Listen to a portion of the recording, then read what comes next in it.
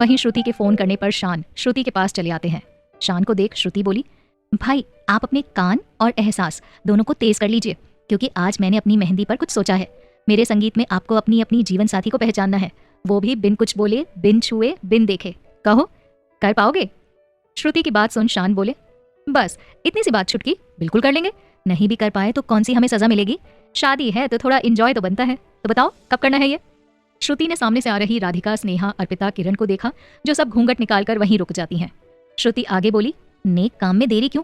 आप बाकी भाइयों को बुलाइए, मैं तब तक सॉन्ग प्ले कराती हूँ। ठीक है, कहते हुए शान पीछे मुड़े और चारों को देख मन ही मन मुस्कुराए हुए वहां से चले जाते हैं। कुछ ही देर में सबको बुलाकर ले आते हैं और श्रुति की बात दोहराते हुए बोले, आज तो भाई हम सबकी आन बान शान का सवाल है, देख लो, समझ ही लेना, नहीं तो जीवन भर पछताना पड़ेगा और ताने मिलेंगे सो अलग। शान की बात सभी अपने मुंह पर हाथ रख हंस देती हैं। श्रुति सॉन्ग प्ले कर देती है, जिस पर सभी थिरकने लगते हैं। श्रुति के साथ बाकी सब भी इसका आनंद लेने के लिए वहीं एक और आकर बैठने लगते हैं। सभी सुंदर नृत्य के जरिए समा बांध लेते हैं। शर्त के अनुसार सभी उचित दूरी बनाकर ही प्रस्तुति दे रहे हैं। नृत्य करते हुए सुमित आगे आते हैं और स्नेहा का हाथ थाम एक और ले जाकर खड़े हो जाते हैं। श्रुति बोली, जब तक सभी एक और आकर खड़े ना हो जाएं, तब तक अभी आप घूंघट नहीं हटा सकते। वहीं शान बिन कुछ कहे एक और जाकर खड़े हो जाते हैं, जिसे देख श्रुति बोली, ऐसे थोड़ी चलता है भाई, ऐसे थोड़ी चलता है भाई, सॉन्ग पूरा करो और अर्पिता को यहाँ लेकर आओ। अर्पिता ने तो बोला था कि आप यूं ही उसे ढूंढ लेंगे, लेकिन आप तो जाकर एक और खड़े ही हो गए। लगता है हार मान लिया आपने। अर्पिता का भरोसा तो कच्चा निकल गया। श्रुति की बात सुन शान बोले, उसे तो मैंने पहचान लिया श्रुति, कहो तो यहीं से बताएं। तब तक प्रेम भी राधु के पास जाकर उससे स्नेहा के पास पहुंचने का कह खड़े हो जाते हैं। ये देख किरण अपने हाथ की 2 उंगलियों को ऊपर करती है, जिससे किरण के प्लान के अनुसार आरव जाकर लाइट्स ऑफ कर देता है। मौका देख किरण मन ही मन बोली, इतना आसान नहीं है किसी को पहचानना, अब पहचान कर दिखाइए। सोचते हुए उसने अर्पिता का हाथ पकड़ा और उसे लेकर वहां से निकल जाती है। वो उसे एक कमरे में रुकने का बोल नीचे चली आती है और सभी को वापस वहीं लाकर लाइट्स ऑन करवाने के लिए जोर से हाथ झाड़ती है। आरव लाइट्स ऑन कर देता है, जिसे देख सभी आसपास देखते हैं। शान ने वहां खड़ी सभी लेडीज को देखा, वो बिना किसी रिएक्शन के वहां से जाने लगते हैं, जिसे देख श्रुति बोली, अभी कहाँ चले भाई, अभी खेल बाकी है, आपने अर्पिता को तो पहचाना ही नहीं। श्रुति की बात सुन शान बोले, वो वहां है ही नहीं तो कैसे पहचाने, बताइए। उनकी बात सुन श्रुति बोली, अरे आप कैसे कह सकते हैं, कहीं ऐसा ना हो कि आपका ये विश्वास गलत हो। ठीक है फिर, 7 कदमों की बात हुई है ना, तो आप सभी एक साथ 2 कदम चलिए, सब खुद ब खुद समझ जाएंगे। श्रुति सोचते हुए बोली, ठीक है, तो चारों 2 कदम रखती हैं। शान श्रुति से बोले, इनमें से कोई अर्पिता नहीं है, अगर फिर भी यकीन नहीं है तो खुद देख लो श्रुति, वो कहाँ है मैं खुद ढूंढ लूंगा। वो सबसे छुप सकती है, लेकिन अपने एहसासों से नहीं भाग सकती। और इतना कहकर शान वहां से निकल जाते हैं। वहीं कमरे में मौजूद अर्पिता को घुटन का एहसास होता है, तो वो बाहर जाने के लिए दरवाजा खोलने का प्रयास करती है, लेकिन बाहर से लॉक होने के कारण वो नहीं निकल पाती।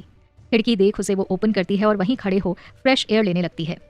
नीचे श्रुति, राधु, स्नेहा सभी पास खड़ी किरण और उस लड़की की ओर देखती हैं, जिसे देख किरण अपना घूंघट हटाते हुए मासूमियत से बोली, हाँ सही कह रहे हैं भाई, अर्पिता यहाँ है ही नहीं, मैंने ही उसे यहाँ से गायब कर दिया और इन्हें लाकर खड़ा कर दिया। किरण की बात सुन राधिका शिकायत करते हुए बोली, तुम भी ना निरा बुद्धू ही निकली। किरण, छुपाना ही था तो हम सबको ही छुपाती, हम भी थोड़ा आनंद ले लेते, लेकिन नहीं, तुमने तो ना। खैर चलो, अब इंतजार करते हैं इनके आने का। वहीं शान चारों ओर देखते हुए आगे बढ़ते गए और उसी दरवाजे के पास जाकर खड़े हो गए। उसे बाहर से बंद देख उन्होंने उसे ओपन कर दिया। हो ना हो वो यही है। दरवाजे पर शान के कदमों की आहट सुन अर्पिता खिड़की से वहीं चली आती है। शान, तो तुम यहाँ हो, यहाँ छुपा दिया किरण ने तुम्हें, है ना?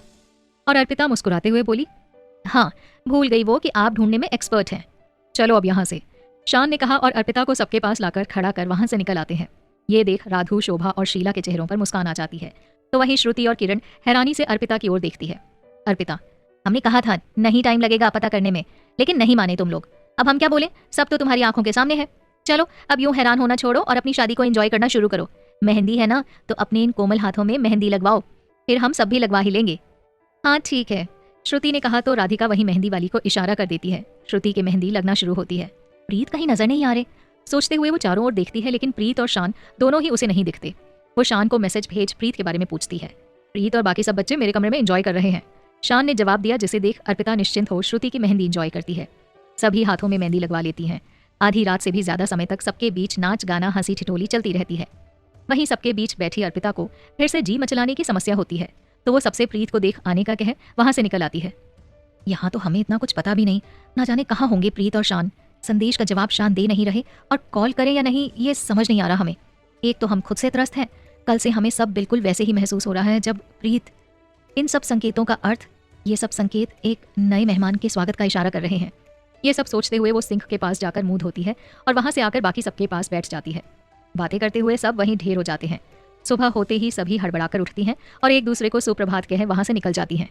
कुछ ही देर में सब वापस हॉल में मिलती हैं और व्यस्त हो जाती हैं। शोभा जी शीला से सभी छोटे सदस्यों पर ध्यान रखने का कह शान प्रेम वहां से गेस्ट होम निकल जाते हैं। प्रीत अर्पिता के पास आकर उसे देखते हुए उसकी मदद करने लगते हैं। धीरे धीरे सुबह से शाम हो जाती है। सभी तैयारियां पूरी हो जाती हैं।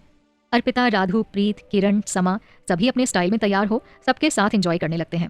कुछ देर बाद अर्पिता किरण श्रुति के पास चली जाती है। वहीं प्रीत शान के साथ रुक सबका स्वागत करने लगते हैं। गेस्ट होम से कुछ दूर एक व्यक्ति को वहीं फोन पर बात करते हुए देख वो थोड़ा सोच में पड़ जाते हैं। फिर कोइंसिडेंस मानकर उसे इग्नोर कर देते हैं। एक एक कर रस्में शुरू होती हैं। बारौठी, जयमाल के बाद कन्यादान, फेरे, सभी रस्में संपन्न हो जाती हैं। श्रुति और सात्विक का विवाह संपन्न हो जाता है। विदाई की रस्म हो, श्रुति भी अपना नया जीवन शुरू के लिए विदा हो जाती है। शोभा, कमला, प्रेम, सुमित के साथ उसके घर निकलती है तो शीला, शान, अर्पिता, प्रीत के साथ चली जाती हैं।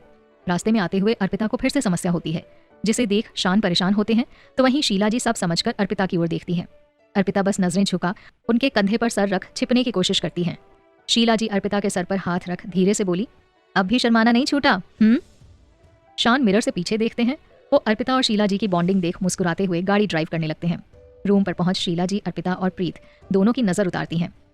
शान गाड़ी पार्क कर रूम की ओर बढ़ते हैं तो उनकी नजर उसी व्यक्ति पर पड़ती है जो उनके रूम से एक घर छोड़ बालकनी पर खड़ा है। एक ही व्यक्ति के लगातार 3 जगह होना, उन्हें मिलना थोड़ा सा अजीब लगता है। कुछ सोचकर वो घर के अंदर चले आते हैं जहां शीला जी अर्पिता को हिदायतें दे रही होती हैं। शान को अंदर आया देख उन्हें भी अपने पास बुलाती हैं। लगता है आज तो माँ फुल फॉर्म में है, आज लाड़ नहीं डांट का प्रसाद मिलना है। ये सोचते हुए वो उनके पास पहुंचते हैं जहां शीला जी उन्हें अर्पिता का ध्यान रखने का कह उसकी प्रेगनेंसी के बारे में बताती हैं। ये सुनकर शान शॉक्ड होते हैं और वो अर्पिता की ओर देखते हैं, लेकिन अर्पिता वहां हो तब तो दिखे, वो तो पहले ही निकल चुकी है। माँ की बात सुन शान मन ही मन बोले, ये सही है अर्पिता, मुझे खबर नहीं और सारे जग को खबर हो गई, नॉट फेयर। शान को सोच में डूबा देख शीला जी बोली, अब क्या हुआ, कहाँ खोए हो, कुछ सुन समझ रहे हो?